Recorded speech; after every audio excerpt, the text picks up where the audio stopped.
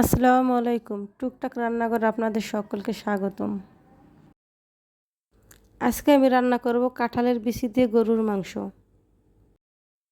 রান্না করার জন্য সব উপকরণ আমি একসাথে সাজিয়ে নেব। প্রথমে একটা কড়াইতে দিয়ে দেব গরুর গোশ। এখন দিয়ে দেব আগে থেকে বেছে রাখা কাঁঠালের বিচি। এখন দিয়ে দেব আগে থেকে কেটে রাখা পেঁয়াজ। একটা পাত্রে আমি শুকনো মরিচ, কাঁচা মরিচ, আস্তা রসুন, গরম মশলা সবগুলো উপকরণ একসাথে সাজিয়ে রেখেছিলাম, ওইগুলো এখন দিয়ে দেব। দিয়ে দেব হলুদ গুঁড়ো, মরিচ গুঁড়ো, ধনিয়া গুঁড়ো, আদা বাটা, পেঁয়াজ বাটা, রসুন বাটা। এখন ভালো করে সরিষার তেল দিয়ে মেখে নেব। এই পর্যায়ে দিয়ে দেব স্বাদমতো লবণ। আজকের গোশটা আমি হাতে মেখে রান্না করব, সবগুলো উপকরণ দেওয়া হয়ে গেছে। এখন আমি ভালোভাবে গোশগুলো মেখে নেব।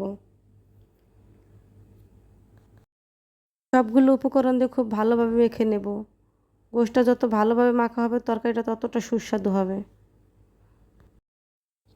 গোশটা মাখা হয়ে গেছে, এখন দিয়ে দেব 1 মগ পানি। বলক আসার আগ পর্যন্ত হাই হিটে রান্না করে নেব।